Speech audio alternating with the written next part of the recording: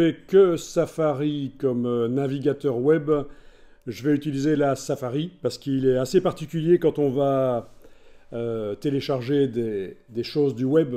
C'est qu'il ne met pas de message d'accueil, mais c'est certainement modifiable dans la préférence de Safari, mais d'office, il ne met pas de message d'accueil et il enregistre d'office ce qu'on veut télécharger. Il le met d'office dans le dossier téléchargement sans message qui prévient, qui demande où on veut l'enregistrer.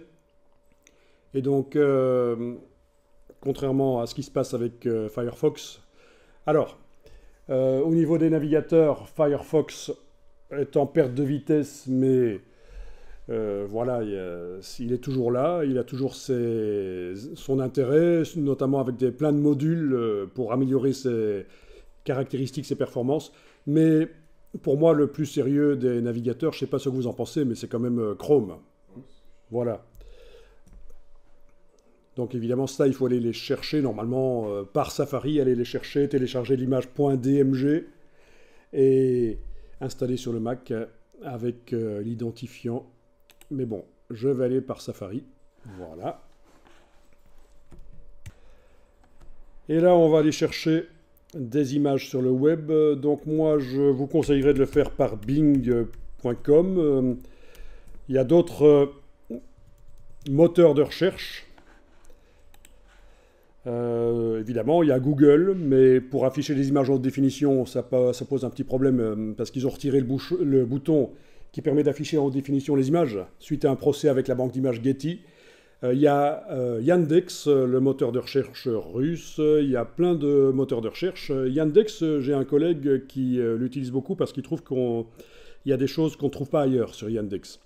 Je ne sais pas si vous avez un moteur de recherche en particulier. Si vous utilisez quelque chose de plus safe peut-être, parce que je sais qu'il existe au niveau des données des choses plus sécures, on va dire. Ok, alors on est dans Bing et on va rechercher des images. Là, je vais rechercher des images de jardin, par exemple, parce que je sais que la démonstration qui va être faite est assez parlante. Quand ce sont des images avec beaucoup de vert, ça se voit mieux, mais ça marche pour toutes les images, évidemment, ce qui va être vu ici. Donc ce qui va être vu ici, c'est l'utilisation d'un des calques spéciaux qu'on avait créé par script la fois passée.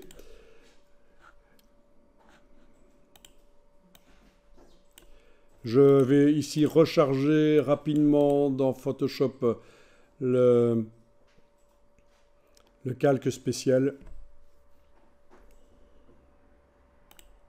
Le script?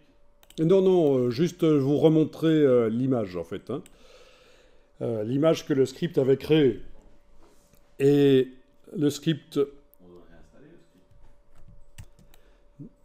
Donc pas besoin que le script soit installé pour l'instant, on va le réutiliser plus tard, mais je vous montre juste que parmi tous les calques, il y en a un qui est particulier, qui servait à modifier la luminosité de l'image d'en dessous, de manière à ce que le seuil qui sépare en deux zones les pixels noirs et les pixels blancs, ça influence le résultat en fait.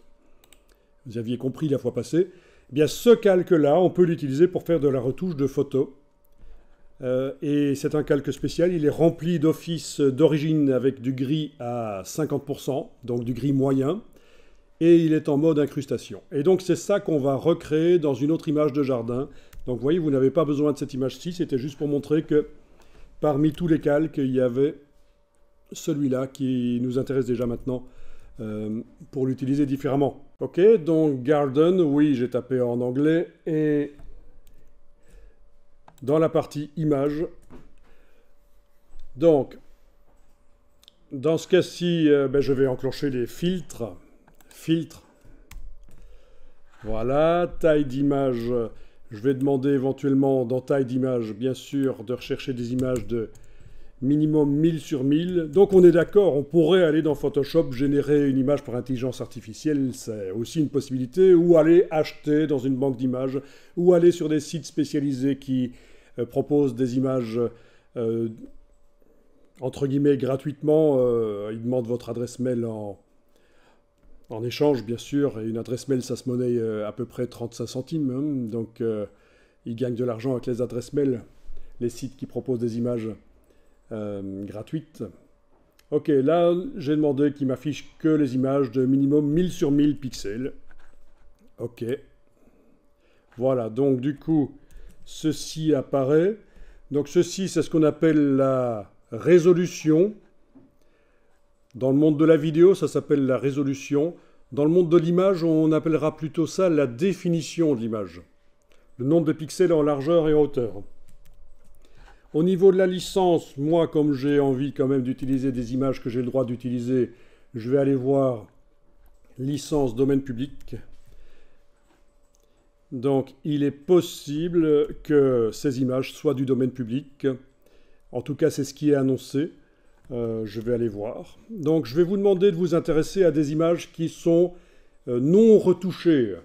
Il n'y a visiblement pas eu de retouche. Donc, ce genre d'image avec une image grise, hein, c'est fort gris, on sent qu'il n'y a pas eu de retouche.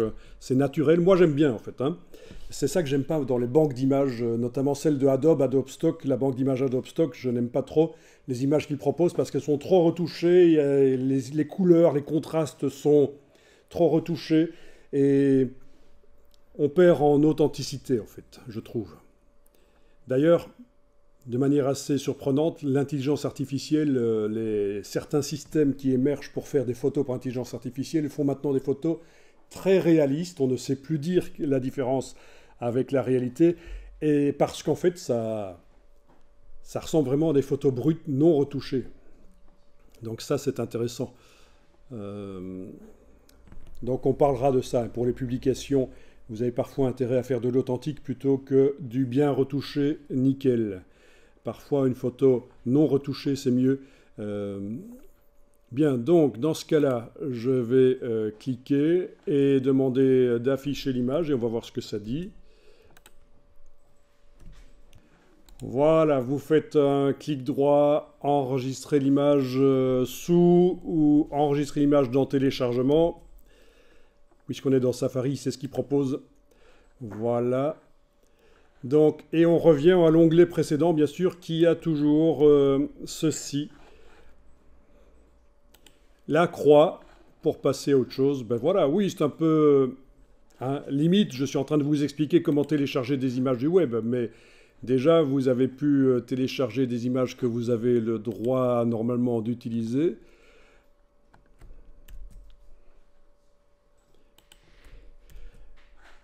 Et vous ne faites pas la gaffe de télécharger la version, la vignette, comme beaucoup font. Vous allez jusqu'au processus où vous demandez d'afficher l'image en grand. Bien, alors, dans un contexte professionnel, ce qu'il faudrait faire quand vous allez chercher une image et que vous allez l'utiliser, c'est quand même aller visiter le site. Et sur le site, vous aurez certainement quelque part les conditions d'utilisation. Voilà, ici, il est indiqué... ah oui, il y a un premium download, donc quand on paye sur ce site-là, entre 5 et 10 centimes d'euros par image, on peut l'avoir en haute définition, tandis que là, c'est la version basse définition. Mais ce qui m'intéresse ici, c'est de vous montrer que quand on va sur le site, il y a la licence. Voilà, Creative Commons, public domain, donc apparemment il n'y a aucune restriction. On peut utiliser, modifier, c'est pas toujours évident qu'on peut modifier, pour un usage personnel et commercial. Donc on peut faire de l'argent avec ça. Si vous comptez l'utiliser pour un usage commercial, ah oui, il y a un modèle, ok, il va falloir aller voir.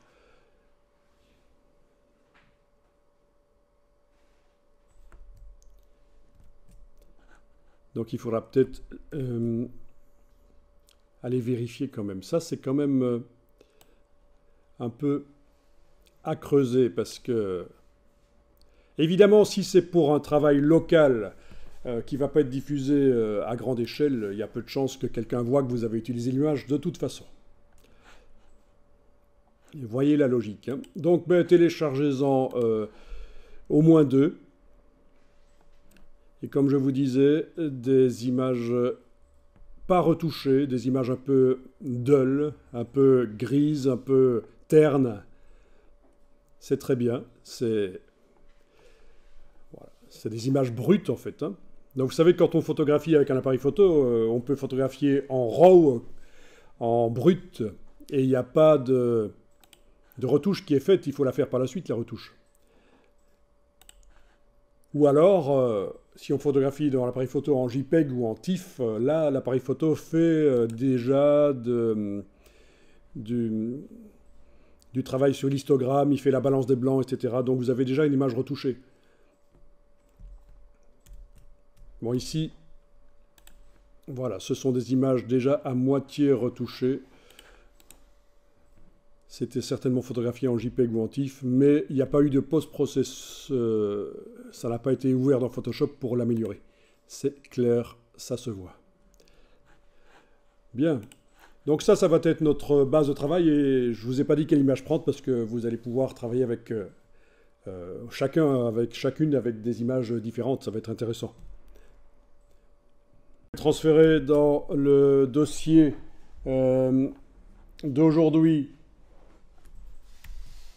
les images qui étaient dans le dossier de téléchargement.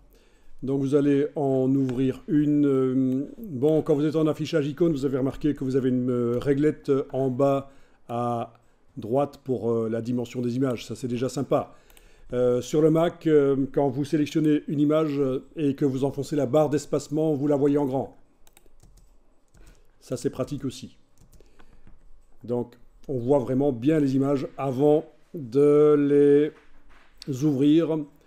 On verra plus tard que quand il s'agit de fichiers de type Photoshop, parce que là c'est du JPEG, mais si c'est du type Photoshop ou Adobe Illustrator, on ne voit pas nécessairement les images dans la fenêtre, mais il y a une solution que Adobe fournit pour arriver à voir les images Photoshop, les icônes, Illustrator aussi, InDesign, qui sont dans un dossier. C'est ce qu'on appelle Adobe Bridge. Mais ça, ce sera pour plus tard. Donc là, je vais déplacer l'image vers Photoshop.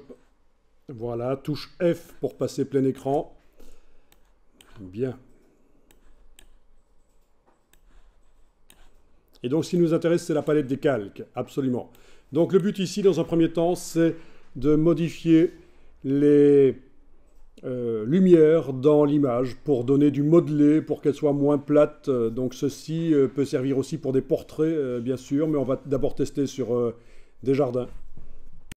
Donc anciennement, dans Photoshop, vous allez parfois voir des tutos où on vous explique qu'il faut utiliser cet outil-là, densité moins et densité plus. Il faut les utiliser pour assombrir ou éclaircir dans l'image. Mais c'est du destructif. Ça modifie les pixels, et quand il y a du détail qui est parti, on ne sait pas le faire revenir. Donc c'est les anciens outils historiques, ça, densité plus, densité moins. Est-ce que certains ou certaines parmi vous voient à quoi ça correspond, cette espèce de sucette ou cette main? Donc le troisième outil, c'est l'éponge, c'est pour gérer la saturation, mais ce qui m'intéresse dans un premier temps, c'est les lumières, donc avec ces deux outils-là. Personne ne voit ce que c'est? Bon, il faut savoir que dans les logiciels Adobe, c'est beaucoup d'outils qui viennent des techniques traditionnelles. Donc ici, dans un moteur de recherche, j'ai tapé Wikipédia Dodge Burn, et le premier article que je trouve, c'est le Dodging and Burning, les techniques de Dodging and Burning dans Wikipédia. Et donc, ce sont des techniques de labo photo traditionnel. Donc, labo photo traditionnel. Voilà, au hasard sur le web, des appareils comme ça, et dans un labo de développement photo, avec de la lumière rouge inactinique, parce que les films sont insensibles, les papiers sont insensibles à la lumière rouge, donc c'est pour ça que dans les studios de développement, on utilise la lumière rouge. Et bien on projette un négatif sur un papier, et puis ça passe dans des bains de développement. Ça vous dit quelque chose? Il y en a qui l'ont déjà fait, certainement. Du vrai développement photo? Oui, qui? Non, personne? Ok, donc du vrai développement photo, c'est comme ça que ça fonctionne avec ce genre d'appareil. Voilà. Ça revient à la mode, hein, parce qu'il y en a qui en ont un peu marre du numérique, du fait qu'on puisse prendre des milliers de photos et que ça ne coûte rien, et que du coup, on ne réfléchit pas trop quand on prend des photos maintenant. On en prend comme ça, comme si on respirait. Et il y en a qui aiment bien revenir maintenant à l'analogique, parce que ça coûte. À chaque fois qu'on appuie sur le déclencheur, c'est la lumière qui va sur un film photo, et ça coûte à chaque fois peut-être 50 centimes par photo, 25 centimes, je ne sais pas exactement, mais ça coûte comme avant le numérique. Donc je ne sais pas si vous étiez au courant de cette vague de retour vers la photo analogique. Alors souvent les gens font développer ça par quelqu'un, ils ne le développent pas eux-mêmes chez eux dans un labo photo qu'ils ont mis en place, mais il y en a qui le font, ça fait partie des tendances de rétro, des pratiques rétro, pourquoi pas. Très intéressant, pourquoi pas aussi quand on veut organiser des stages, des activités, ça peut être un truc intéressant. Bon, il y a un côté philosophique à ça, hein, c'est du slow, la consommation lente en fait. Hein. Bon, et pourquoi je vous parle de ça? C'est parce qu'en fait, dans les labos, voilà ce qui se passait. Vous retrouvez l'outil ici, la tige avec un cercle, qui empêche, quand on projette la lumière du négatif sur le papier, ça empêche que la lumière vienne trop à un certain endroit. Donc en fait, on bouge cette tige. Avec la main et la tige et le disque, on bouge un peu pour empêcher qu'il y ait trop de lumière qui arrive à certains endroits du papier. Voilà. Donc, logiquement, ça devrait assombrir, moins de lumière. Sauf qu'on travaille en négatif, donc ça éclaircit. Donc cet outil-là, dans Photoshop, il sert à éclaircir. Densité moins, dans Photoshop, sert à éclaircir, en fait. Et vous avez l'autre outil qui est montré ici différemment. C'est pas une main, c'est juste un carton troué. Et là, c'est le même principe. On le bouge entre le négatif qu'on projette et le papier photo sensible. On le bouge pour qu'il y ait plus de lumière à certains endroits. Donc là, on pourrait se dire, plus de lumière, ça va éclaircir. Mais non, parce qu'on travaille en négatif, donc ça va assombrir.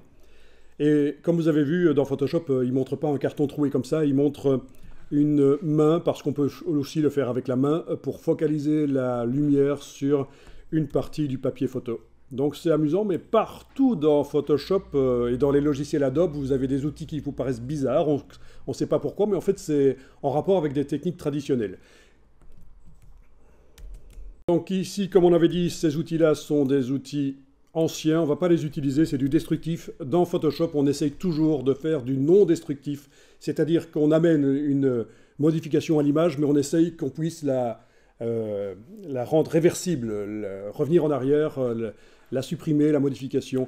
Donc c'est du travail non-destructif. Alors pour ça, ça va se passer par la palette des calques. Vous avez la palette des calques qui est visible avec le seul calque actuellement visible.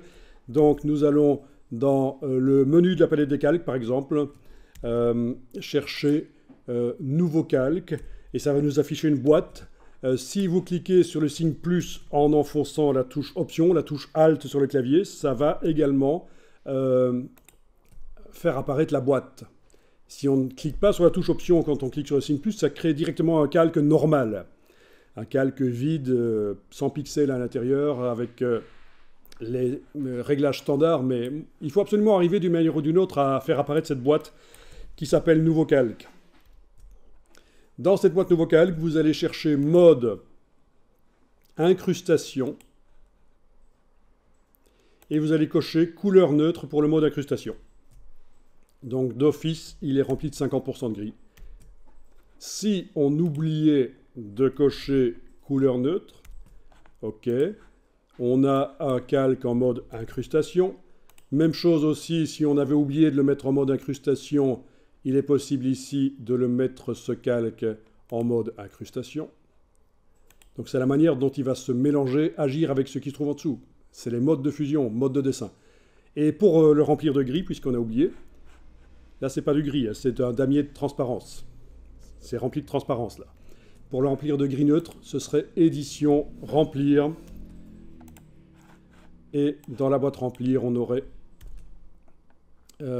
remplir avec 50% de gris. Voilà. Et on ne coche surtout pas conserver les zones transparentes, puisqu'il est actuellement rempli de transparence. Si on coche ça, on ne pourra rien remplir dedans. Voilà, c'est l'idée. Voilà, là c'est vraiment du gris, c'est pas le damier de transparence.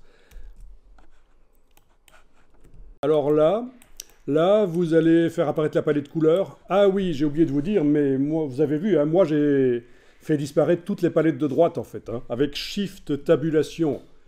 Shift Tab, j'ai dû faire 2 fois Shift Tabulation, parce que je trouve que c'est beaucoup plus clair, surtout quand on est débutant, de ne pas avoir plein de palettes sur la droite. Donc Shift Tab, je vous montre sur mon clavier, pour ceux qui auraient oublié, c'est donc la touche Shift, et en même temps qu'elle est enfoncée, la touche Shift, j'enfonce la touche Tabulation brièvement, et là, je me débarrasse des palettes de droite. C'est super pratique.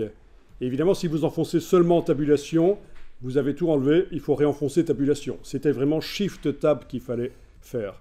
Donc, il nous faut la palette couleurs, menu fenêtre couleurs. Voilà, la palette couleurs chez vous, elle arrive peut-être toute petite. Il faut éventuellement la rendre flottante en la prenant par son onglet, en la déplaçant, et l'agrandir par sa case en bas à droite, c'est bien. Et là, vous avez sur la gauche, parce que la palette couleur est actuellement en mode cube de teinte, dans le menu ici, ça se voit. Et vous avez sur la gauche tous les gris, du plus clair au plus foncé. Dans la palette des calques, je suis bien en train de travailler sur le calque ici. Voilà. Alors celui-là, il est verrouillé partiellement. Si le verrou était noir, ça voudrait dire qu'il est verrouillé complètement. Qu'est-ce qui est verrouillé? En fait, c'est la transparence. Quand vous ouvrez une image en Photoshop, c'est souvent un calque d'arrière-plan avec la transparence non modifiable. Si vous cliquez sur le calque d'arrière-plan, oui, on ne va pas le faire ici, on ne va pas le rendre complètement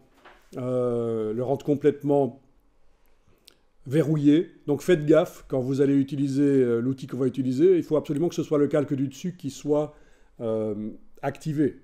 Parce que vous risqueriez, si c'est celui du dessous, d'aller dessiner des choses qui vont nous ennuyer, qui ne doivent pas être là. Donc, ok. Donc là, je vais l'appeler Dodge and Burn, puisque c'est la technique, mais vous n'êtes pas obligé, c'est juste pour la démonstration. Moi, je renomme le calque. Ok. Donc, vous avez le pinceau. Il faut activer le pinceau tout à fait normal dans la palette des outils. Vous avez sur le clavier les touches CTRL-Option sur le clavier du Mac, CTRL-Alt. Vous utilisez le bouton gauche de la souris, vous cliquez sur l'image et vous bougez de gauche à droite, c'est la dimension de la brush. Et de haut en bas, c'est la dureté. Dans ce cas-ci, il nous faut une brush qui soit bien à bord flou, donc pas une brush à bord net comme ça, mais une brush à bord flou. Et la dimension, ça dépend de ce qu'on veut faire, mais je vais la mettre à peu près comme ça pour commencer. Voilà. Donc, pinceau normal, touche CTRL-Option sur le clavier du Mac, et pendant que les touches CTRL-Option sont enfoncées, bouton gauche de la souris, on enfonce, on bouge de gauche à droite, c'est la dimension, de haut en bas, c'est la dureté. Voilà, vous choisissez un gris clair ou un gris foncé, faites bien attention, la pastille, il vaut mieux pas la mettre éloignée du bord gauche de la palette de couleurs, parce que sinon vous allez amener de la couleur, il faut vraiment prendre du neutre. Donc là, je vais prendre du gris clair, par exemple, et puis je passe, et on voit que ça éclaircit là où je passe. Donc je viens d'amener du gris clair dans le calque du dessus. Si j'essaye avec du gris foncé, ça va foncer là où je passe. Voilà. Et donc comme ça, vous allez pouvoir améliorer vos photos éventuellement, modeler les lumières de manière dynamique. C'est très intéressant pour des portraits aussi, on testera sur des portraits si vous voulez. N'hésitez pas par petites touches, avec des pinceaux plus ou moins gros, mais le piège ici, c'est de travailler avec des pinceaux trop petits. Oui, si vous travaillez avec un pinceau petit, votre touche va se voir, hein, c'est foireux. Voilà. Hein, si vous travaillez avec un pinceau petit, ça fait des choses comme ça, c'est foireux.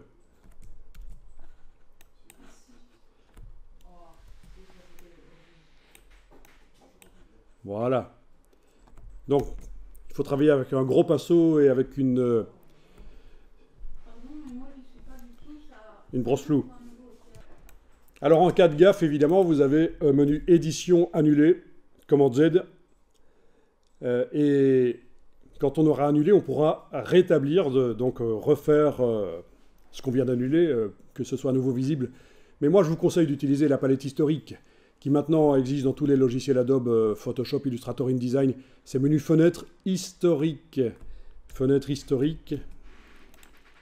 Et vous allez voir qu'elle peut servir à être créatif, la palette historique. Mais là, je vais m'en servir juste pour annuler des choses. Donc, menu fenêtre historique. Elle est là. Je la détache parce qu'elle est venue avec plein de palettes. Ça ressemble à la bête dans The Thing.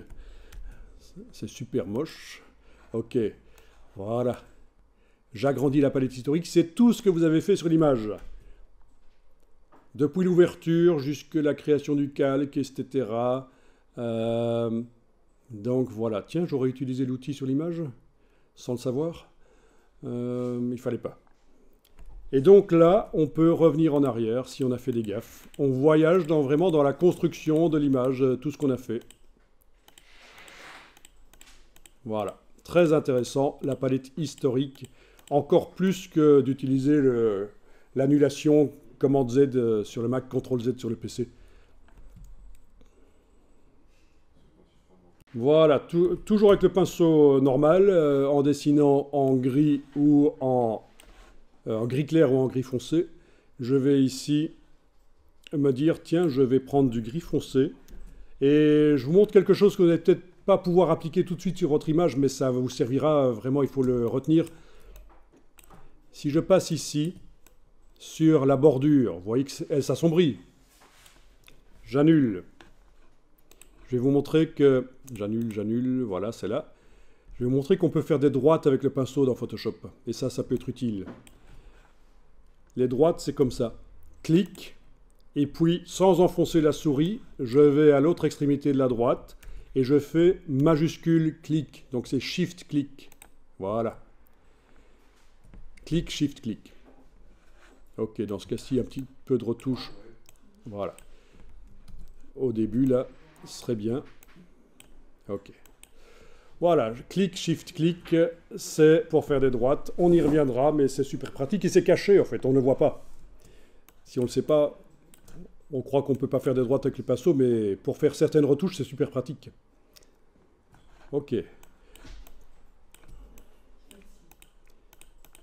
Donc, très intéressant de pouvoir modeler comme ça. Alors, si je veux voir l'avant et après, eh bien, tout en sachant qu'ici, j'ai pas trop réfléchi à ce que je faisais, hein, c'est juste une démonstration, mais si vous enlevez l'œil en face du calque Dodge and Burn, vous voyez l'avant, donc sans le calque, et puis vous voyez l'après.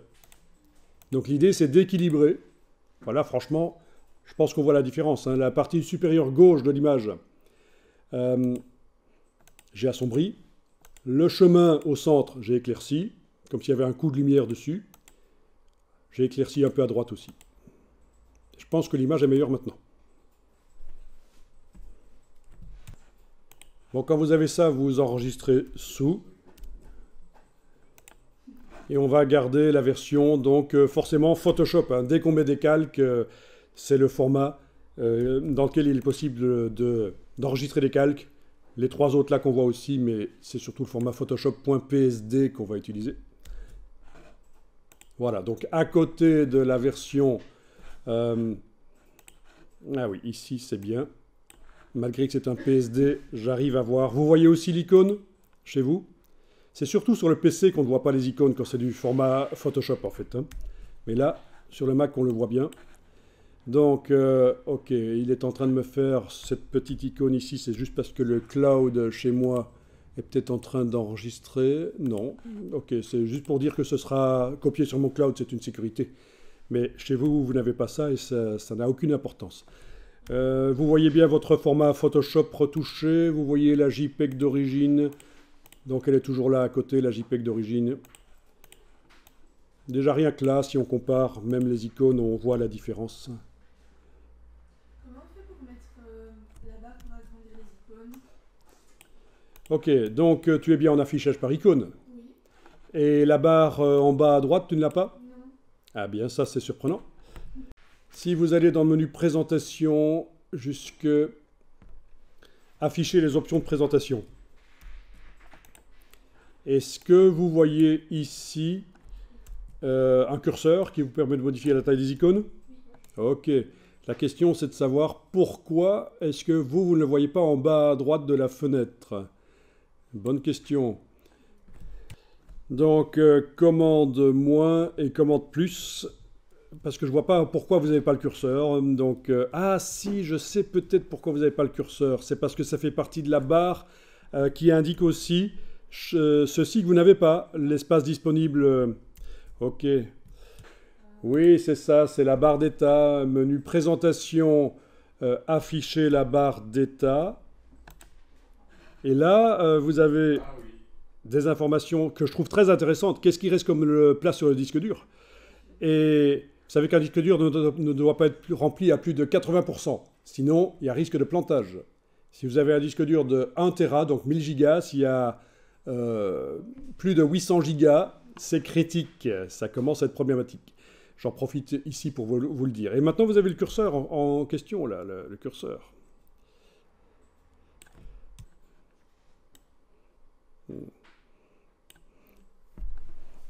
Le curseur en question.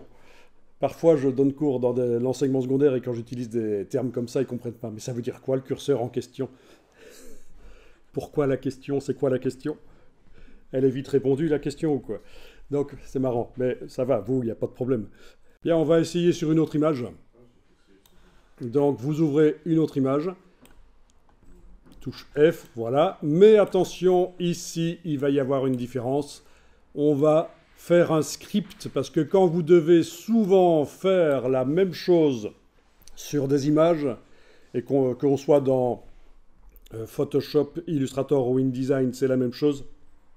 Quand on doit souvent faire la même chose, on va mettre au point une macro, une routine. Comme ça, d'un clic sur un bouton, ça vous fait les choses. Ben, c'est ce qu'on a fait la fois passée avec le script que je vous avais fourni d'ailleurs. Donc un script que j'avais mis au point, qui n'était pas si facile que ça à mettre au point.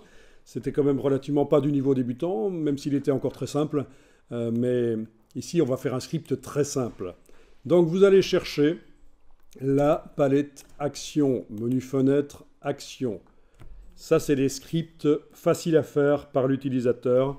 Je vous explique que ici, vous avez, mais je vous l'avais déjà dit, dans le menu Fichier Script, les scripts qui sont fournis par Adobe, vous pouvez aussi en installer, aller en chercher sur le web, mais ça, c'est des scripts programmés en JavaScript.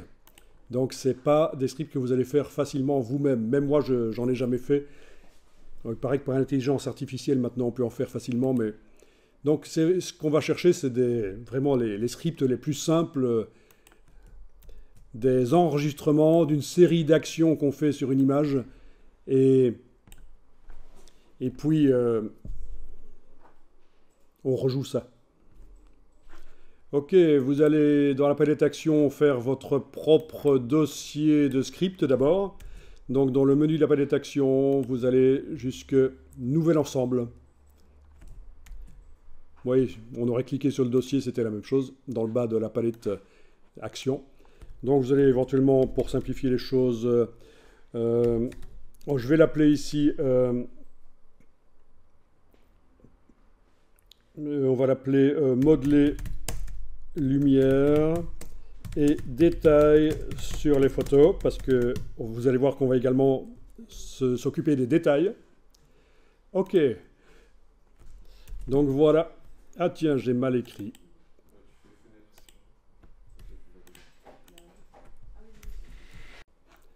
Donc ici, vous avez votre dossier de script qui est sélectionné et qui ne contient rien actuellement. Bien, vous allez faire un nouveau script avec le petit plus ici, au menu, nouvelle action. Bon, ils appellent ça nouvelle action, mais en fait, c'est une série d'actions qu'on va faire. Voilà, et là, je vais l'appeler créer calque, dodge and burn. Voilà. Qui fait partie de l'ensemble ici.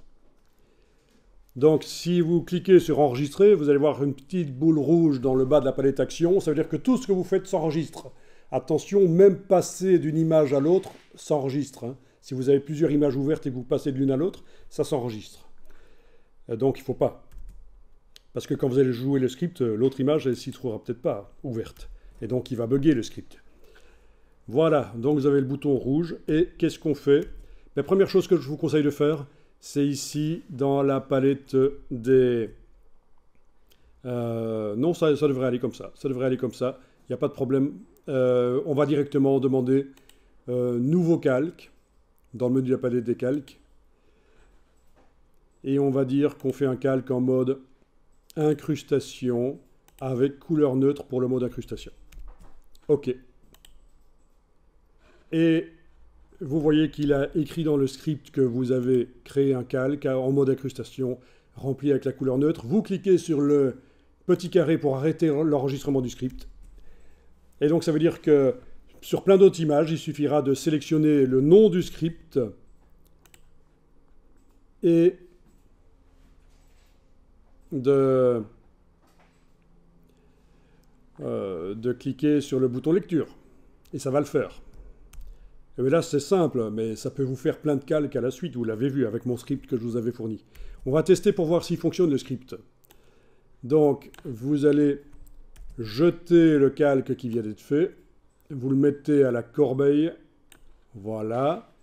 Et vous sélectionnez le nom du script. Attention, ça c'est le nom du dossier. Non, c'est bien le nom du script. Et surtout, ne commencez pas à chipoter ici parce que ça pose des problèmes. C'est les gestions des messages pendant l'exécution des scripts. Il ne faut surtout pas aller chipoter à ça. Ni à ça d'ailleurs, c'est la désactivation de certaines fonctions du script. Non. Vous cliquez bien sur le nom du script ici et vous cliquez sur le bouton lecture et ça devrait vous le faire directement. Voilà, ça l'a fait. Donc le script fonctionne. Voilà, et donc dans ce calque, il est possible qu'il ait été fait manuellement ou par script, c'est la même chose. Il est possible d'aller prendre le pinceau et dessiner en gris plus ou moins clair pour modeler les lumières. Ok. Bien. Mais alors, ce qu'on va voir ici, c'est qu'il est possible d'augmenter la netteté dans les images. La netteté, parce que je ne sais pas si vous voyez, mais c'est relativement flou quand même. Hein. On peut augmenter la netteté. C'est peut-être parce qu'il n'y a pas assez de pixels aussi. On pourra tester, augmenter le nombre de pixels par le super zoom. Je vous avais montré ça. Sur une image de capybara qui était floue, qu'on pouvait l'augmenter. Ça faisait apparaître les poils, les détails des oreilles, tout ça par intelligence artificielle. Ben, ça va être la même chose ici.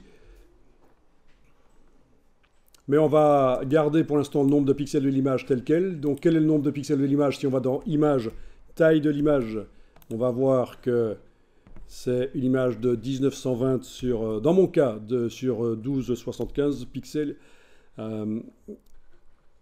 Donc c'est une image quand même assez petite. J'avais demandé minimum 1000 sur 1000, mais c'est pas terrible comme... hein, c'est 1 mégapixel. C'est ce qu'on avait avec les appareils photo il y a 20 ans. Les appareils photo... qu'est-ce que je dis? Même il y a 25 ans, les premiers appareils photo numériques, ça faisait des photos 1 mégapixel. Et même moins, mais en fait, voilà. Oui, les premiers, je pense que c'était même 0,3 mégapixels, maximum 400 000 pixels dans les photos, mais bon. Donc tout ça pour dire qu'ici, si je multiplie, bien sûr, 1920 par 1275, ça me fait peut-être 2 mégapixels comme image, c'est pas terrible. Voilà pour la petite histoire, ça c'est le premier appareil photo numérique de Apple qui faisait des photos vraiment avec très peu de pixels. Et j'ai vu apparaître ça en 93 à peu près, oui en 93. Et c'était assez pourri, mais pourquoi pas, ça annonçait une révolution. Donc il faut savoir qu'au début, personne n'y croyait vraiment à la photo numérique. Et puis ça s'est très amélioré évidemment et ça a balayé l'analogique. Vous avez souvent ça avec des nouvelles technologies qui arrivent. On vous dit ouais c'est pas mal ton truc mais c'est un gadget, ça ne remplacera jamais ce qu'on utilise maintenant. Moi j'ai vécu ça dans différentes circonstances concernant différents matériels.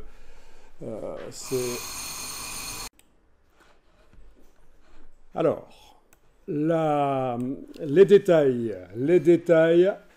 Eh bien, on va tester. Vous avez déjà mis un calque ou pas, d'ailleurs. Ça n'a pas d'importance. Un calque pour modifier, pour modeler les lumières. Voilà, cette fois-ci, je l'appelle modeler les lumières. Je sais pas si c'est normal, mais l'écran est éteint.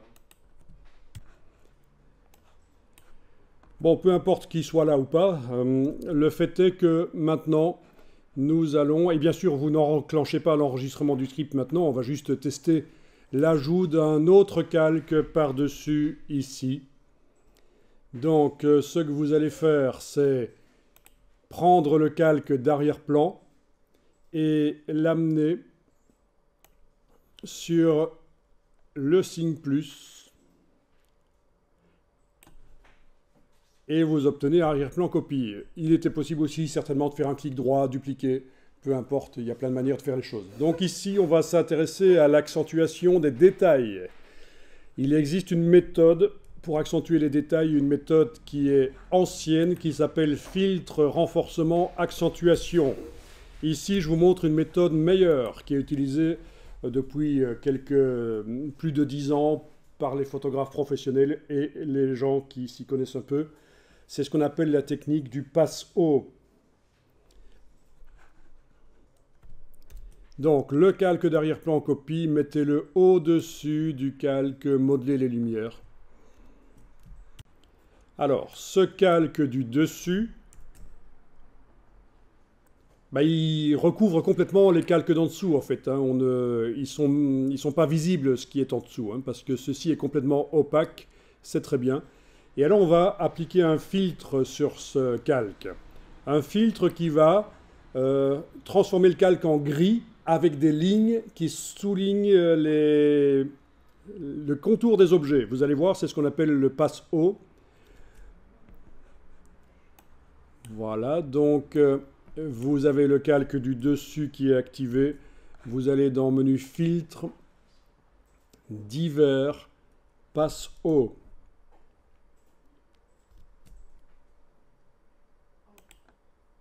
Voilà.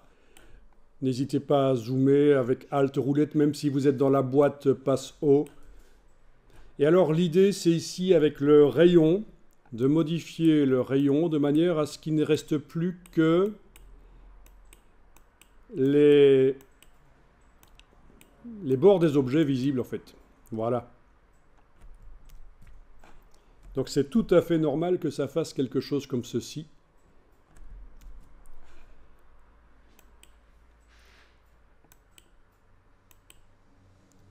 Donc ça s'appelle le passe-haut. Pourquoi? Est-ce que quelqu'un connaît?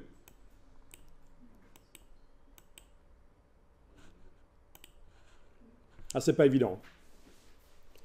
Alors, dans une image, et là je vais retourner vite fait sur le web, remontrer des images, juste pour en avoir sous les yeux. Dans une image, il y a des détails dans les images. On est d'accord. Il y a des détails, et puis il y a aussi des endroits où ce sont des plages sans trop de détails. C'est plutôt uni. Eh bien, là où il y a des détails, c'est ce qu'on appelle des hautes fréquences. Beaucoup de détails, hautes fréquences. Et là où il n'y a pas beaucoup de détails, c'est ce qu'on appelle les basses fréquences. Et quand dans Photoshop, on demande de passer un filtre passe-haut, mais comme vous le voyez, tout disparaît du calque, sauf les hautes fréquences, les détails. C'est ce qu'on est en train de voir. On est en train de voir les détails. Et ça, c'est très intéressant. Alors, ce calque, vous allez le mettre en mode incrustation. Alors ça, c'est l'explication basique. Vous allez voir que plus tard, on va faire encore mieux que ça. Mais déjà là, vous devriez remarquer, quand vous enlevez maintenant l'œil en face du calque, que je vais appeler passe-haut, maintenant, mais vous n'êtes pas obligé de le renommer. Voilà, quand on enlève l'œil, on voit qu'on passe du flou au net.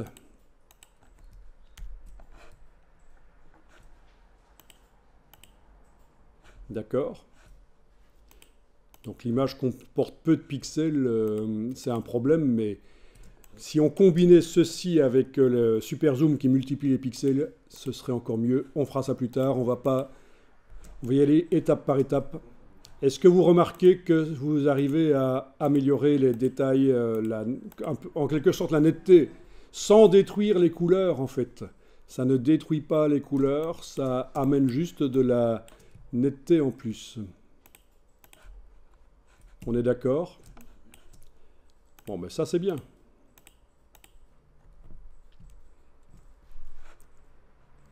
Ok, je vais enregistrer l'image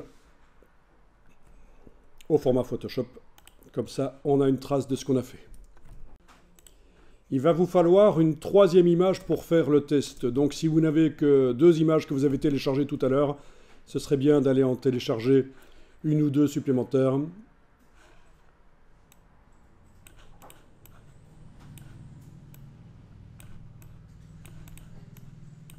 Moi, j'en ai déjà une troisième qui est là. Donc ça marche. Je l'ouvre.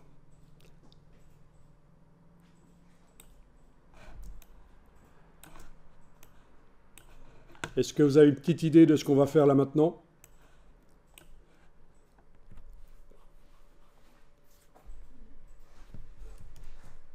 On a un script ici qui sert à créer un calque Dodge and Burn pour modeler les lumières.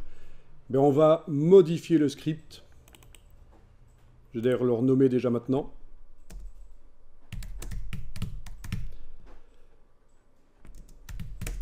Et détail par passe haut. Voilà. On va modifier le script pour qu'il crée 2 calques en fait. Le calque pour le Dodge and Burn, mais aussi un calque pour les détails. Et ce script sera applicable sur n'importe quelle autre photo. Et ce qui est génial avec les scripts, c'est qu'on peut même demander à Photoshop de les appliquer sur un dossier sans même ouvrir la photo. Les photos. Les scripts, on les retrouve dans ce qu'on appelle le batch, le fichier automatisation, traitement par lot. Il est possible, grâce à ça, d'aller désigner un dossier qui contient plein de photos, de lui dire qu'il doit, dans un autre dossier, mettre les images traitées. Donc tous les calques pourraient être créés sans même que Photoshop, sans même que vous deviez ouvrir les images dans Photoshop vous-même. C'est lui qui va très rapidement, il peut traiter 200 images en 5 minutes sans problème. Donc ça c'est pratique.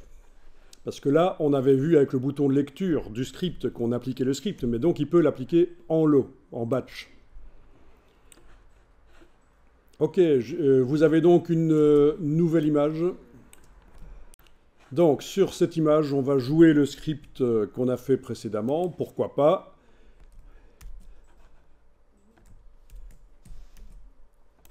Voilà. On obtient donc bien notre calque qui attend qu'on mette du gris clair ou du gris foncé dedans. Mais l'idée ici, c'est de continuer le script, donc le modifier en fait. Donc, vous cliquez sur la dernière action du script, créer calque. Bon, si vous oubliez de cliquer et que c'est le script qui est sélectionné, l'action qu'on va enregistrer maintenant se mettra devant l'autre action. Ça n'a pas d'importance en fait dans ce cas-ci. En plus, on peut déplacer les actions après. Mais voilà. Donc la logique, si on veut continuer un script, c'est de se mettre sur la dernière action et de cliquer sur le bouton d'enregistrement. N'allez pas trop vite parce qu'on va faire mieux que ce qu'on a fait avant. On va faire mieux. Ce qu'on va faire ici, c'est faire en sorte que le calque, le calque copié soit un objet dynamique. Vous allez prendre le calque d'arrière-plan et le déplacer sur le signe plus dans le bas de la palette des calques. Vous voyez que tout ça est en train d'être enregistré. Donc il a sélectionné le calque arrière-plan, il a dupliqué le calque, celui qui était sélectionné juste avant. Il faut prendre le calque d'arrière-plan copie et le monter au-dessus du calque Dodge and Burn, oui. Voilà. Et puis, il faut normalement le faire passer en mode incrustation.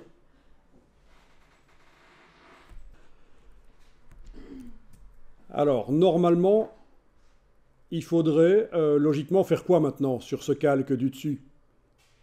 Qu'est-ce qu'on a fait tout à l'heure? Le passe haut. Sauf qu'avant de faire le passe haut, on va transformer ce calque ici en ce qu'on appelle un objet dynamique. Vous allez faire à droite du nom du calque un clic droit et demander convertir en objet dynamique. On aurait la même chose si on allait dans le menu calque et qu'on demandait objet dynamique, convertir en objet dynamique. Aucune différence visuellement. La différence, c'est que les pixels ont été mis dans un calque conteneur. Vous vous souvenez, dans le script que j'avais fait avant et qu'on a utilisé, il y avait déjà un objet dynamique. Et je vous avais dit, attention, si vous essayez au pinceau de dessiner sur lui, il va vous dire, vous devez pixeliser l'objet dynamique. Et je vous avais dit, il ne faut pas le faire. Vous allez perdre tous les bénéfices de l'objet dynamique. Donc, il faut bien comprendre que les pixels qui étaient sur le calque sont maintenant dans un autre calque à l'intérieur, et on appelle ça un objet dynamique, et on le reconnaît parce qu'il y a cette icône-là. Quel est l'intérêt de l'objet dynamique? C'est que quand on met un filtre sur un calque objet dynamique, le filtre apparaît dans la palette des calques et peut être modifié par la suite. C'est alors ce qu'on appelle un filtre dynamique. Donc tout filtre du menu filtre, et il y en a plein, peut être un filtre dynamique si on l'applique sur un objet dynamique. Ben, on va le faire. Vous allez dans Filtre, Divers, Passe haut. Vous pouvez directement, sans même modifier quoi que ce soit, cliquer sur OK. Et voilà, vous avez quelque chose qu'on n'avait pas vu tout à l'heure. C'est le filtre dynamique. Et vous pouvez arrêter l'enregistrement du script. Voilà, le bouton d'arrêt d'enregistrement. Donc, la logique, c'est que quand je vais appliquer sur n'importe quelle photo le script et qui va me créer ces calques, je pourrai par la suite aller faire ceci, ce que vous allez faire maintenant. Vous pourrez aller double-cliquer. Vous avez bien arrêté l'enregistrement du script, attention, hein, il n'y a plus la boule rouge, c'est important. Vous pourrez double-cliquer sur le mot « passe haut » et là, vous allez avoir la boîte qui s'ouvre et vous allez pouvoir autant de fois que vous voulez, même si vous avez fermé l'image et la réouvrir, vous allez pouvoir régler la force du passe haut, la force de la netteté en fait.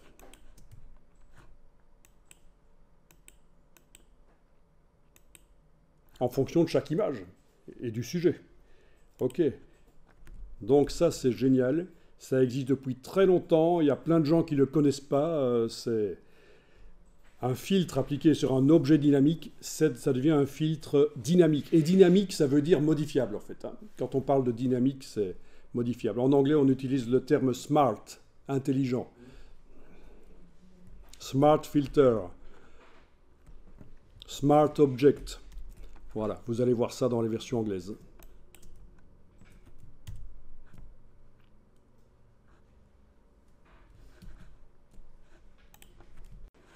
Alors, rassurez-vous, si vous avez totalement foiré le script, je vais mettre le mien à disposition au téléchargement pour ceux ou celles qui veulent. On va encore modifier le script, vous allez comprendre pourquoi. Parce qu'on va ajouter sur le calque ici un masque de fusion. Et j'aimerais que ce soit intégré au script, que quand je joue le script, ça s'ajoute aussi. Donc, vous avez bien le calque du dessus qui est activé. C'était le dernier sur lequel il avait travaillé. Vous cliquez sur la dernière ligne du script, vous enclenchez l'enregistrement et vous allez cliquer sur l'icône du masque ici. Et ça a ajouté un masque. Vous pouvez arrêter l'enregistrement. À quoi sert ce masque? Eh bien, vous allez voir, c'est simple. Je zoome, je double-clique sur passe haut. Donc le script, vous avez bien arrêté l'enregistrement, on est d'accord. Il n'y a pas la boule rouge. On double-clique sur passe haut, on règle la force de la netteté comme on veut. OK. Et si vous voulez qu'à certains endroits ce ne soit pas net, par exemple sur l'eau, là le reflet sur l'eau dans mon cas, ou peu importe, il va falloir cliquer pour encadrer le masque de fusion ici. Oui, parce que quand un calque possède un masque de fusion, il faut décider si on travaille sur la partie gauche ou sur la partie droite. Attendez, comment zoom? Et quand le masque de fusion est encadré comme ça, vous n'avez pas besoin de faire de sélection, ça marche, il suffit de prendre le pinceau tout à fait normal, et quand vous allez dessiner en noir dedans, parce que vous voyez pour l'instant il est rempli de blanc, quand vous allez dessiner en noir, donc je vous rappelle pour avoir du noir, le plus simple c'est peut-être de cliquer sur la case ici pour réinitialiser, et puis touche X sur le clavier, voilà, vous avez du noir dans la case de premier plan. Avec une brush à bord flou, je passe, et ça enlève de la netteté là où je passe. Je vais le faire sur les feuillages à l'arrière, ce sera plus clair que quand j'amène du noir dans le masque, j'enlève de la netteté là où je passe.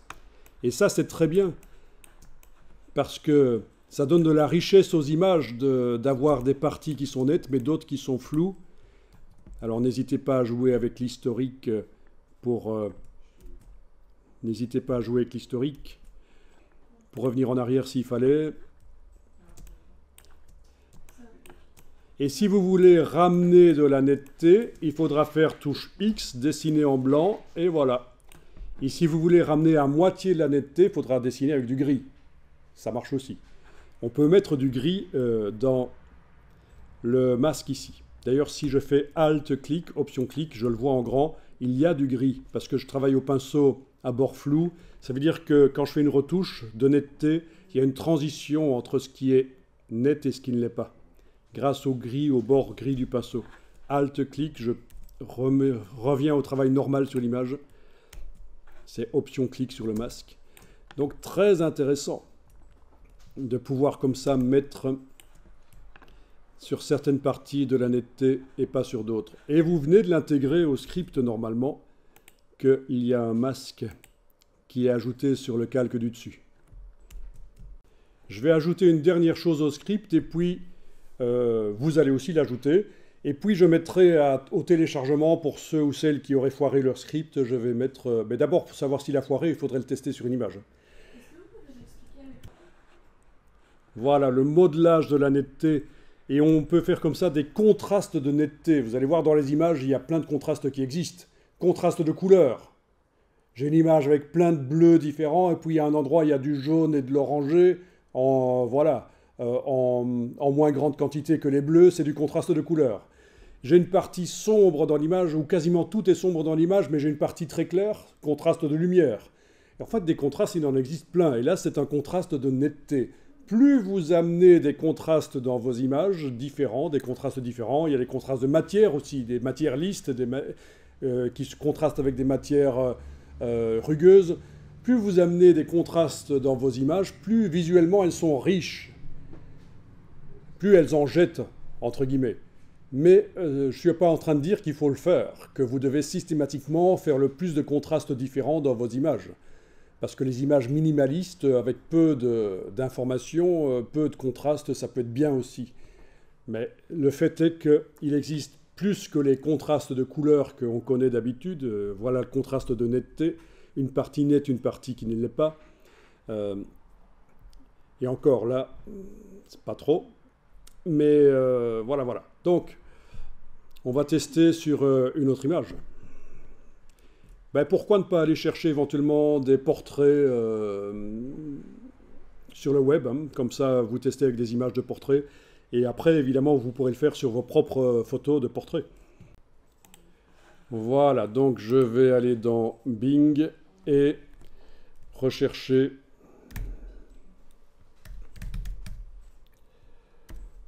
un portrait photographique pour bien faire. Juste pour faire des tests, je pourrais aussi générer des images par intelligence artificielle, ça marcherait. Moi ici dans les filtres, je vais quand même aller chercher des portraits du domaine public pour bien faire. Et l'idée c'est de prendre un portrait qui n'est pas déjà très retouché en fait, hein. Ce serait pas mal. C'est pas toujours évident. Ah oui, et puis j'ai demandé au niveau de la taille d'image, j'ai pas demandé d'avoir des images de très grande qualité, mais c'est pas grave, je vais tester ceci. Voilà. Ok. Donc au moment de la prise de vue, il y a eu, à mon avis, quand même un réflecteur qui a été mis, parce que le côté dans l'ombre est quand même pas tout à fait dans l'ombre. Vous voyez ce que c'est les réflecteurs qu'on utilise lors de la prise de vue? Il y en a des dorés, il y en a des, si on veut donner de la chaleur, il y en a des gris. Voilà. Donner de la chaleur, ça veut dire que les tons seront plus chauds. Voilà, les réflecteurs, vous avez certainement déjà vu des gens qui se baladent comme ça quand ils prennent les photos de portraits avec quelque chose pour que le côté qui est dans l'ombre ne soit pas complètement sombre. Voilà, donc c'est ce que j'étais en train de dire. Il y a peut-être des réflecteurs et vous en avez qui sont neutres ou vous en avez qui sont dorés. Il y a différentes sortes. Voilà, voilà différentes sortes de réflecteurs. Je vais aller voir directement sur le site web. Donc ça, c'est intéressant. C'est intéressant de voir que ça existe. Réflecteur 5 en 1, or, argent, jaune soleil, blanc, transparent. Voilà. Donc, le portrait là, je vais tester. Je vais l'ouvrir dans Photoshop.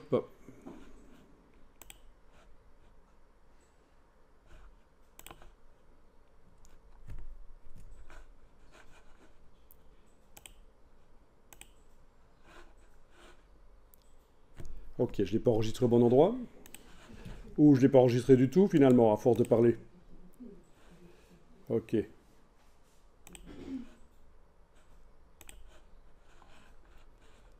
Ok.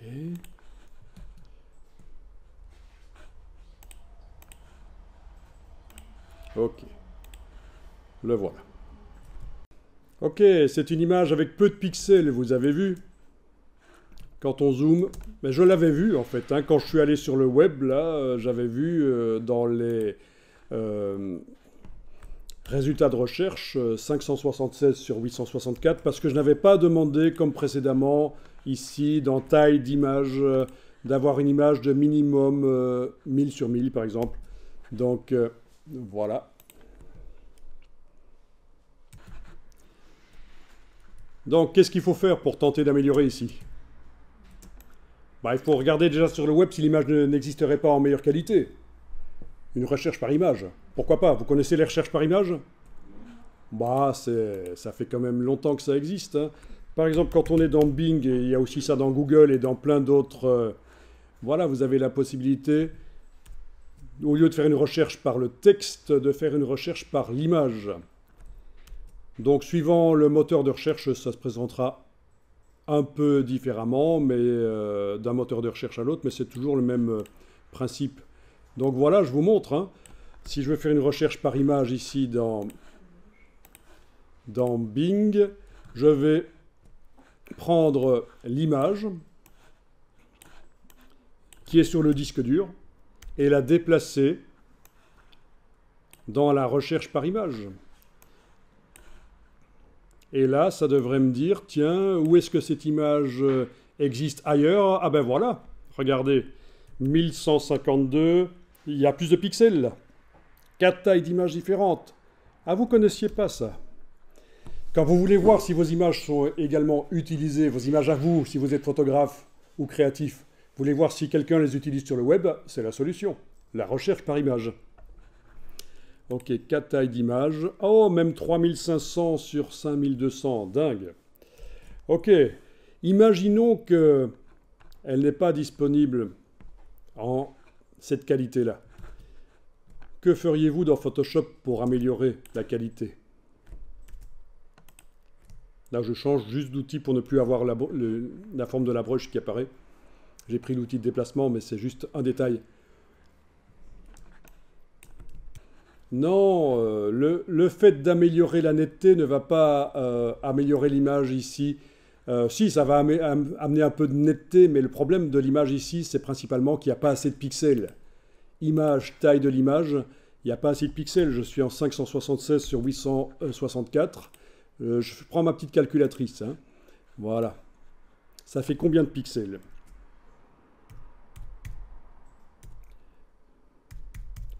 Ça fait à peu près 500 000 pixels.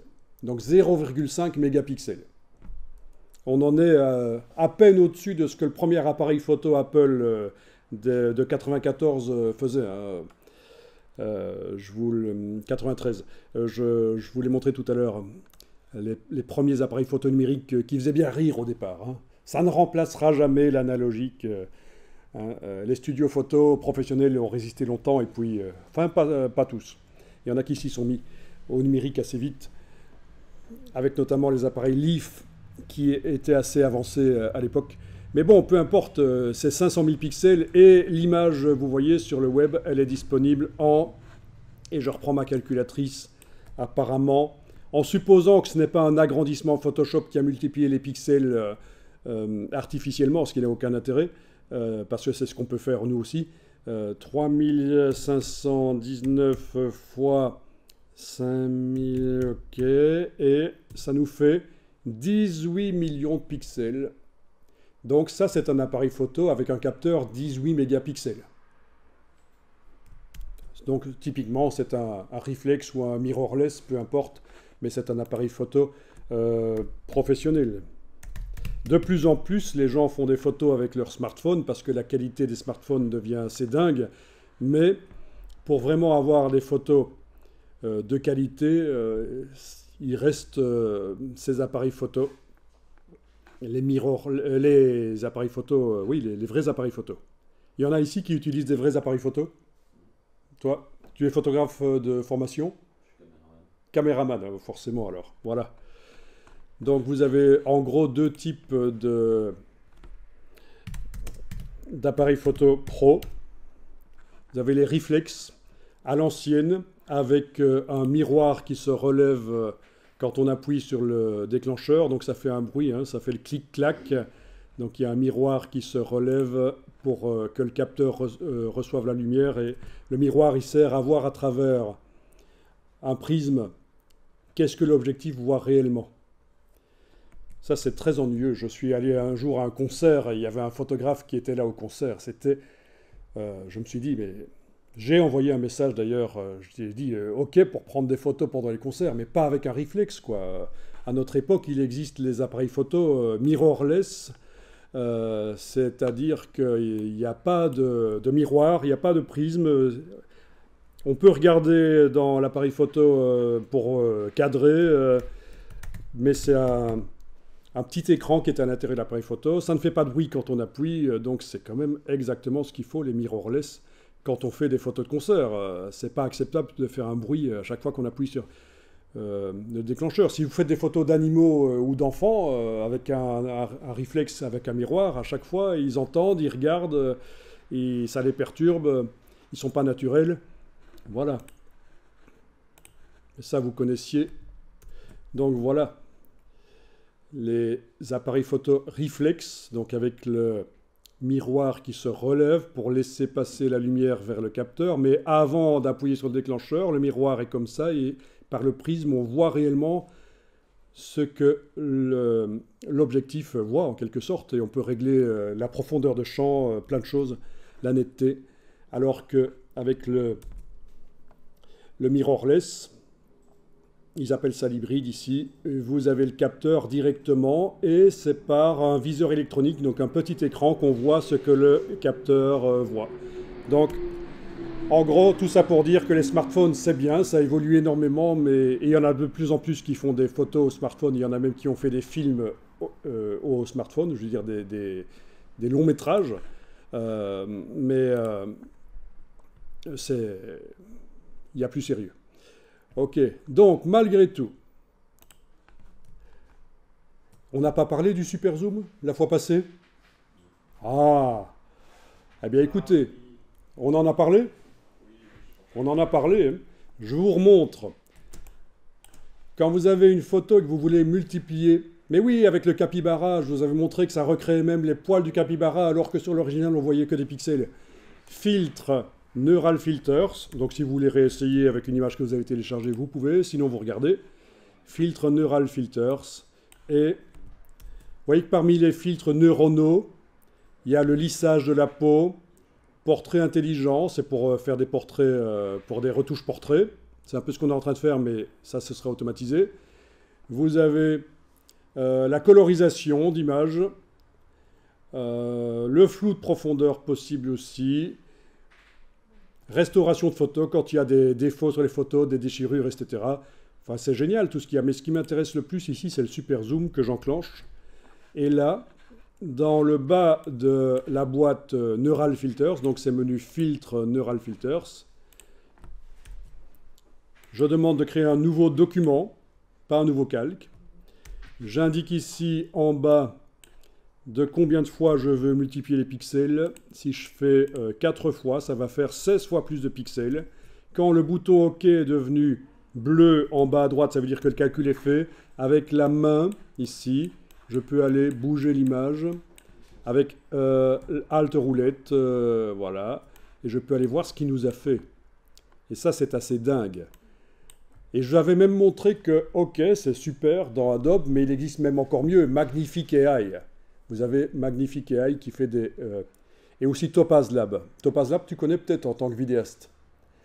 Ça peut upscaler, ça fait longtemps qu'ils font de l'upscale, de standard définition vers HD. Maintenant, ils font l'upscale vers la 4K avec l'intelligence artificielle. Avant, c'était juste des filtrages, mais maintenant, ils intègrent l'intelligence artificielle. Vous avez des, j'en avais parlé, je pense, hein, des remasterisations de vieux films, notamment Terminator, qui a été remasterisé par James Cameron avec l'intelligence artificielle utilisée. C'est assez controversé parce que ça recrée des choses qui n'existaient pas dans le film au départ, des détails. Voilà. Cameron, il est bon pour remasteriser ses films. Moi, j'ai vu par exemple sa version 3D de Titanic. C'est assez dingue. C'est reconnu comme étant une des meilleures conversions 3D. Tu la connais ? La version 3D ? Ah oui, c'est parce qu'il y a passé, il a des équipes, il a les moyens, le gars. Mais voilà. Parfois, les puristes, ils préfèrent voir du grain, ne pas voir trop de lissage. Voilà, vous voyez. Master 4K par intelligence artificielle. Et il y a une version 3D même de Terminator. Ça, j'étais pas au courant. C'est ce qu'ils disent? Ce serait pas étonnant. Voilà, si ça vous intéresse, vous pourrez trouver des choses là-dessus. Ok, 4 fois c'est beaucoup, mais voilà, ça marche. Ok. 16 fois plus de pixels en fait. 4 fois plus en largeur, 4 fois plus en hauteur, ça fait 16 fois plus. Shift Tab.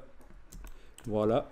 Et évidemment, si je compare côte à côte les deux images, l'original et la version multipliée par Super Zoom, ça va faire mal.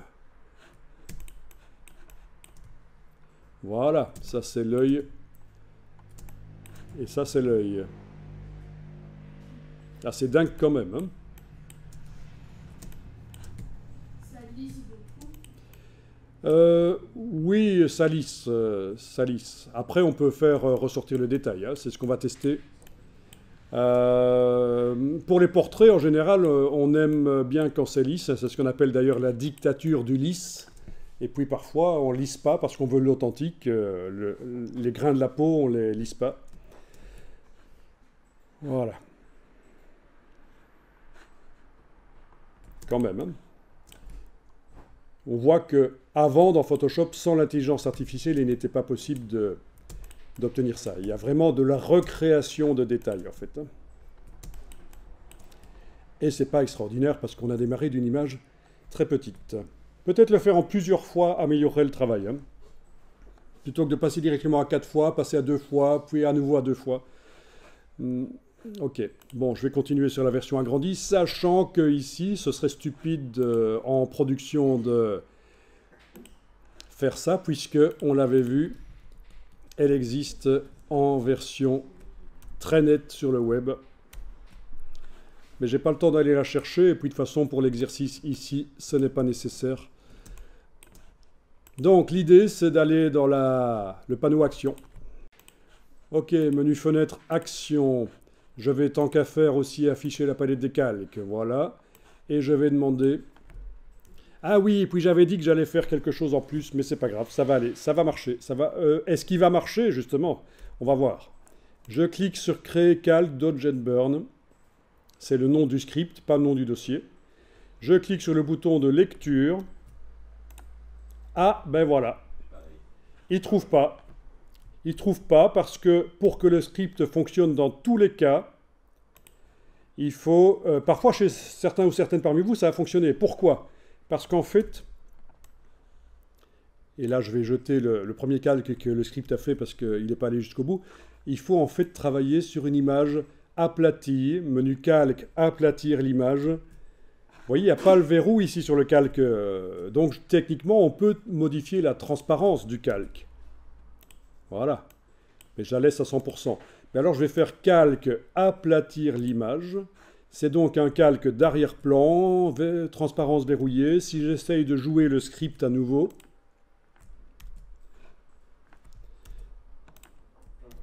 il fonctionne. Voilà. Donc, en fait, et ça, c'est vraiment une astuce, pour qu'un script fonctionne dans tous les cas, il vaut mieux, au début du script, allez-y, faites-le. Attendez, revenez d'abord sur une image qui n'a pas de calque supplémentaire. Une image qui n'a qu'un seul calque. Voilà. Vous faites fichier version précédente, ça peut marcher aussi, mais pas ici parce qu'elle n'a jamais existé sur le disque dur. Cette image, je l'ai générée par le Neural Filters. Il faut une image qui n'a qu'un seul calque, c'est bien. Vous mettez au début du script, le nom du script, voilà. Vous cliquez sur le bouton d'enregistrement. Et qu'est-ce que je vais faire là? Eh bien, je vais faire ceci. Je vais créer un calque vide en cliquant sur le signe plus, sans la touche Alt, hein, juste directement le signe plus, le voilà. Et puis je vais demander calque, aplatir l'image. Calque, aplatir l'image. Et puis j'arrête l'enregistrement du script. Ah, il a mis au mauvais endroit. Donc ces deux choses-là, en fait, je vais devoir les déplacer dans le script au-dessus. OK. Créer calque. Sans aucun détail, c'est un calque vide, et aplatir l'image. C'est la première chose qui doit être faite parce que le script fonctionne seulement s'il trouve un calque qui s'appelle arrière-plan. Alors bien sûr, vous avez compris pourquoi je ne suis pas allé directement dans calque, aplatir l'image, pourquoi j'ai créé un calque vide. C'est parce que s'il n'y avait pas plusieurs calques, je ne peux pas aplatir l'image. Aplatir l'image, ça veut dire réunir tous les calques en un seul. Voilà.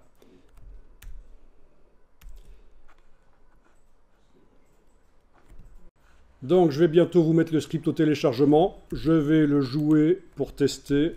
Donc, le nom du script, bouton de lecture. Voilà tous les calques.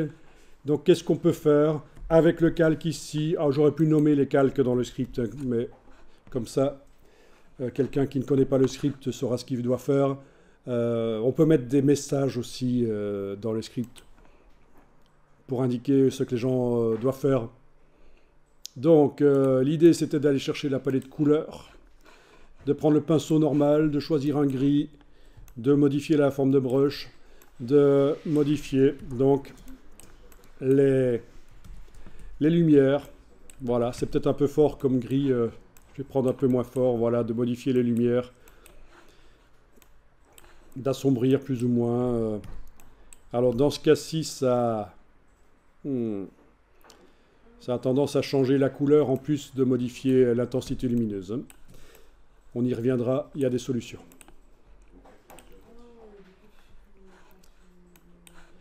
Aussi, la netteté.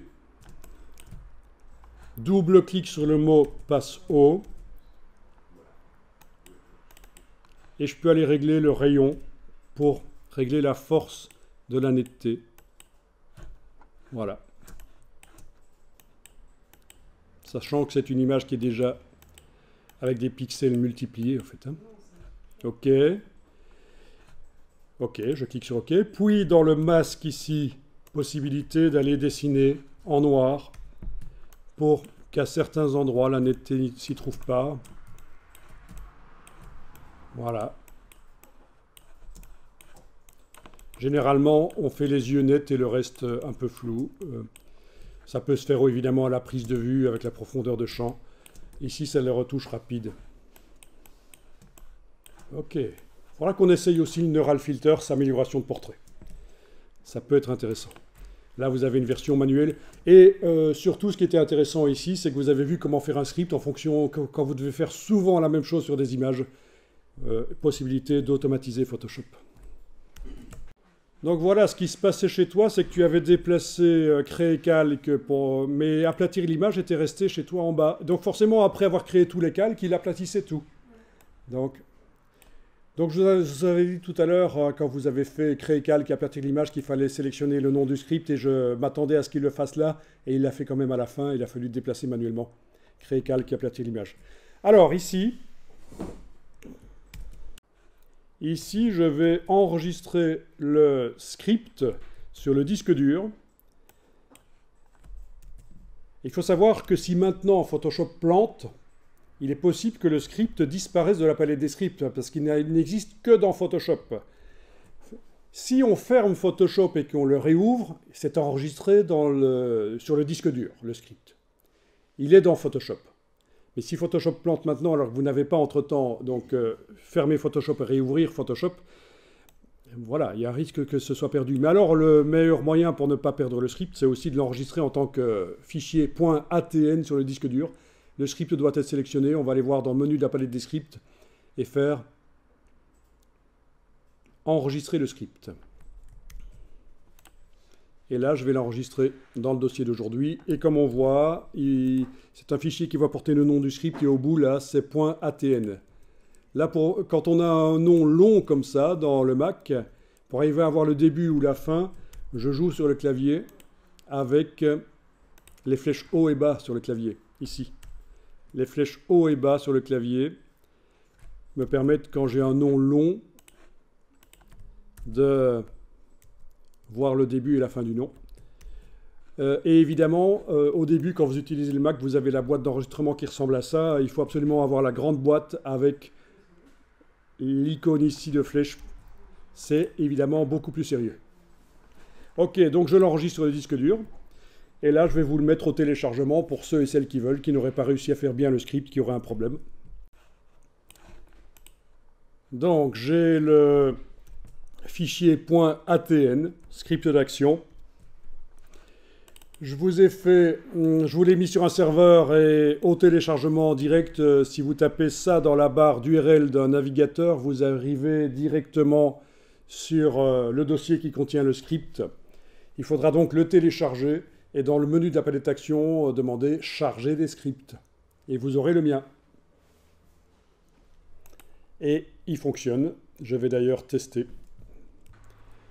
Donc sur le serveur, vous avez le script à télécharger. Donc moi ici, je vais juste rapidement tester avec une autre image. J'en étais au portrait. Où est-ce que j'ai mis les portraits ici? Voilà.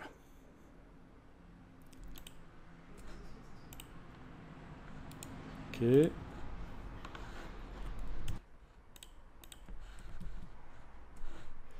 Alors techniquement, il est possible de faire du transfert direct du navigateur vers Photoshop. Je vous montre.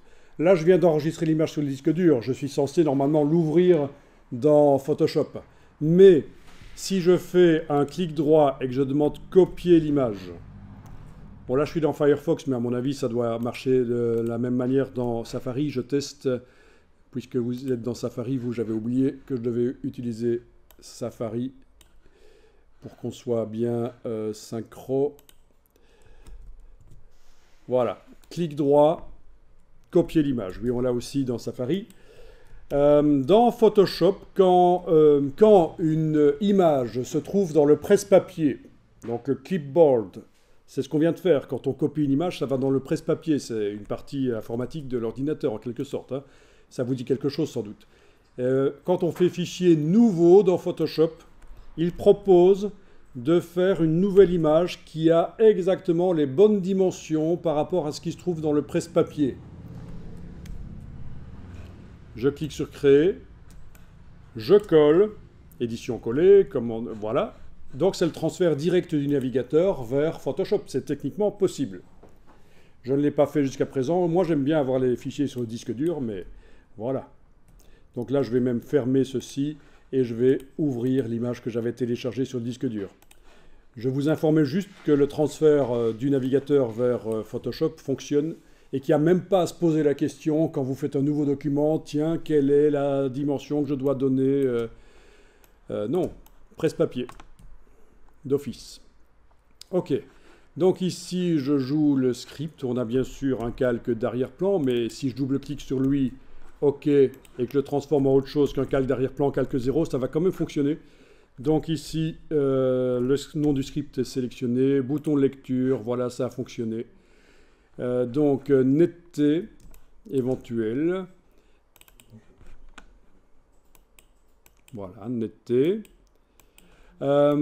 Moduler la netteté en dessinant dans le masque de fusion. Et pour la première fois, je vais le faire avec autre chose que du noir ou du blanc, je vais le faire avec du gris. Donc avec le pinceau normal, avec la palette couleurs. Je vais pouvoir aller dessiner, mais peut-être pas sur tout, parce que les yeux c'est intéressant. Si, je vais peut-être dessiner d'abord sur tout, puis je reviendrai en blanc sur les yeux s'il faut. Voilà, je suis en train de mettre du gris, et j'ai enlevé un peu de netteté. Sur les cheveux, c'est intéressant aussi d'en enlever, parce que sinon ça fait des cheveux gras. Et d'en enlever peut-être beaucoup, je dessine en noir, voilà. Je dessine en noir sur les cheveux. Ben oui, de toute façon, ça c'est du cas par cas, c'est vous qui réfléchissez. Mais vous vous rendez bien compte que si les cheveux sont nets, ça va faire du gras. C'est censé être vaporeux, les cheveux. Voilà. Enfin, ça dépend de la coiffure aussi, je dis pas. Tous les cas sont là. Évidemment, il y a les cheveux laqués, il y a les cheveux... c'est complexe. Ok, dessiner en gris pour enlever peut-être un peu de netteté sur la peau, là, sur la barbe, sur le front, etc. Donc c'est l'idée, en fait. Et puis, alors, on a aussi ce calque-là dans lequel on peut modeler. Qu'est-ce que je pourrais tenter de faire ici, en zoomant très fort en arrière? Tenter peut-être de faire un effet de vignettage, d'assombrir un peu l'extérieur.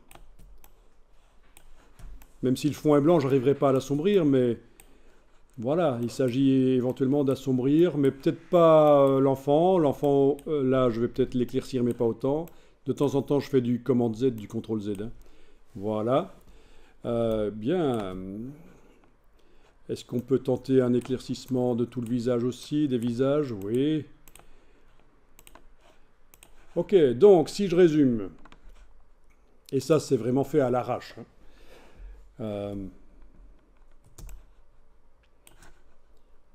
On peut faire du traitement par lot, je vous l'ai dit.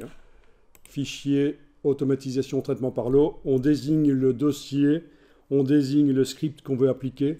Et il peut même vous donner la main. Ça veut dire que si vous avez 200 portraits à retoucher dans un dossier, vous pouvez faire en sorte que Photoshop ouvre chacun, crée les calques, et vous demande qu'est-ce que vous voulez faire.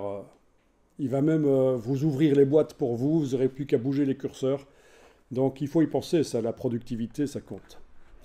Donc, si je résume, photo d'origine, qui était pas mal du tout, bien sûr. Photo que j'ai modifiée, j'ai un peu trop assombri le bras de madame. En plus, il devient rouge.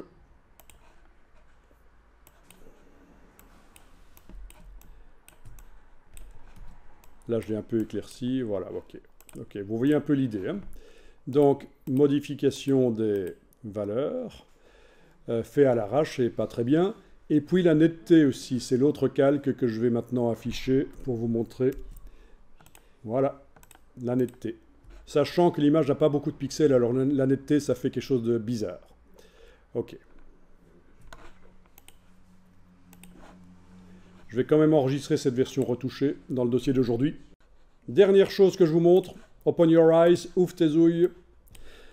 Le passe haut ici, quand je double-clique, c'est le réglage pour la netteté. On est d'accord.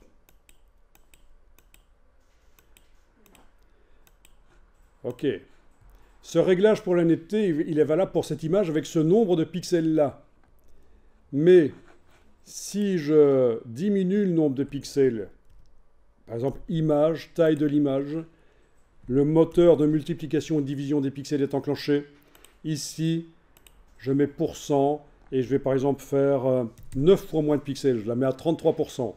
On voit que je vais passer d'un fichier de 3 mégaoctets, ça c'est la taille du fichier sur ouvert dans Photoshop, en fait c'est pas le nombre de pixels, c'est le nombre d'octets. Je passe d'un fichier de 3 mégas à 0,3 mégas. Oui, ça fait 9 fois moins. Ok. Eh bien, ça change. Parce que le réglage passe haut qui était valable pour une image qui a un certain nombre de pixels n'est plus valable pour la même image si je diminue le nombre de pixels. Donc quand vous voulez faire des bannières, typiquement, ça va arriver. Donc ce qu'il faut faire, c'est retourner dans le passe haut. Aller remodifier la valeur. Voilà. Ou alors, et là je vais faire une annulation de la taille de l'image, je vais revenir à l'image qui est bien grande.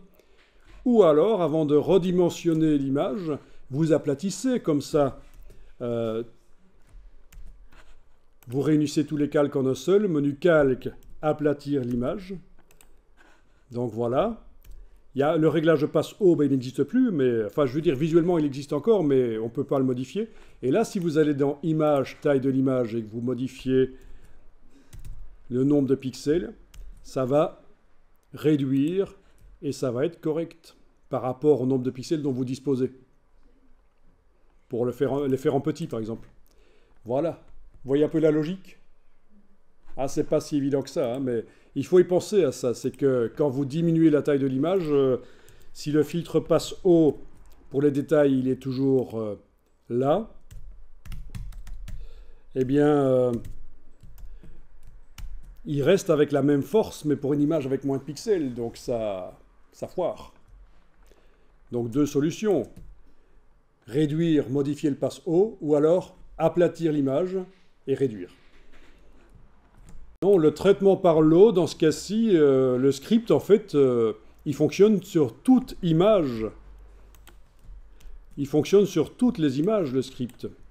Et étant donné que le passe haut est appliqué sur un objet dynamique, il est modifiable. Donc, quel que soit le nombre de pixels de l'image sur lequel on l'applique, ça ne pose aucun problème. Image verticale, horizontale, peu importe, petite image, peu de pixels, beaucoup de pixels, ça n'a pas d'importance. Donc ça fonctionne sans problème. Mais c'est vrai que parfois, au niveau taille de l'image, certains scripts, ça posera problème.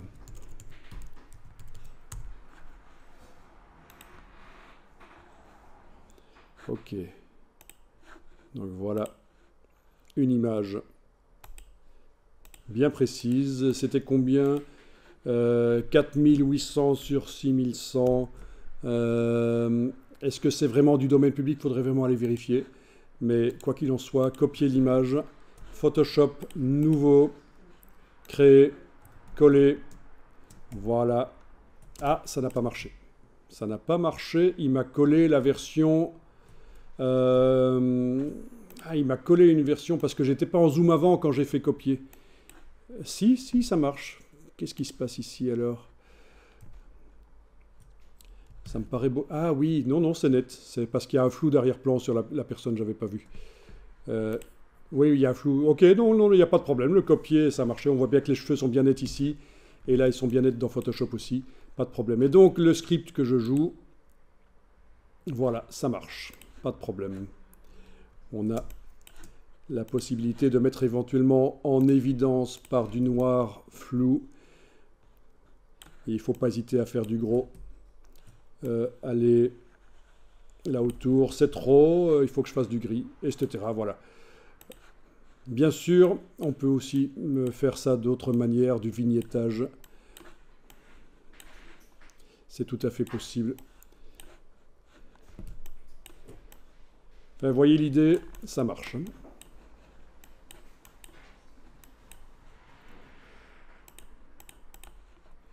Ok.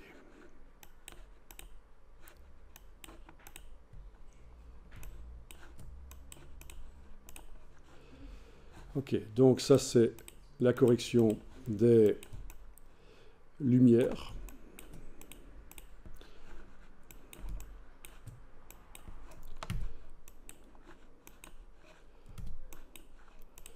Bon, ça peut prendre du temps, il faut faire différentes versions aussi.